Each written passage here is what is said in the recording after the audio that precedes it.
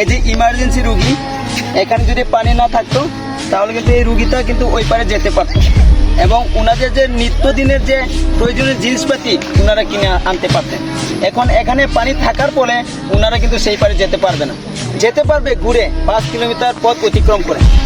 তো আমি হৃদয়বান ব্যক্তিদেরকে দৃষ্টি আকর্ষণ করছি, এখানে একটা কাঠের সেতু বা বাঁশের সেতু যদি ব্যবস্থা করে দেন তাহলে আমরা বাউসা কুমুরিয়ারা অনেক উপকার ভোগ করতে পারবো। তো সবার কাছে আমার একটা বিশুদ্ধ আবেদন, আজকে আমার রোগী একটা রোগীগুলো হয়তো এরকম বিভিন্ন ধরনের রোগী হইতে পারে।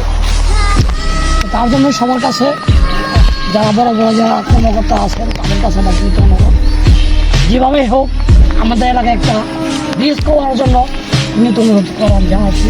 ব্রিজ দেওয়া না গেলেও এখানে কাঠের সেতু বা বাঁশের সেতু, আর কাঠের সেতু বাঁশের সেতু না দেওয়া গেলেও এই যে রাস্তা আছে এখানে মাটি ভরাট করে রাস্তাটা যদি উঁচু করা যায় এবং রাস্তাটা উঁচু করার পরে যে নিচে একটা খালবাট বা মিনি সেতু, ছোট আকারে খালবাট যদি দেওয়া যায় তাহলে বাউসার এবং কুমিরার মানুষ অতি সহজেই মানে দ্রুত এপার থেকে ওপারে যেতে পারে। আসলে কি ভাই, যেখানে ব্রিজ দরকার সেখানে আমরা ব্রিজ নাই, এটা আসলে বলা মুশকিল।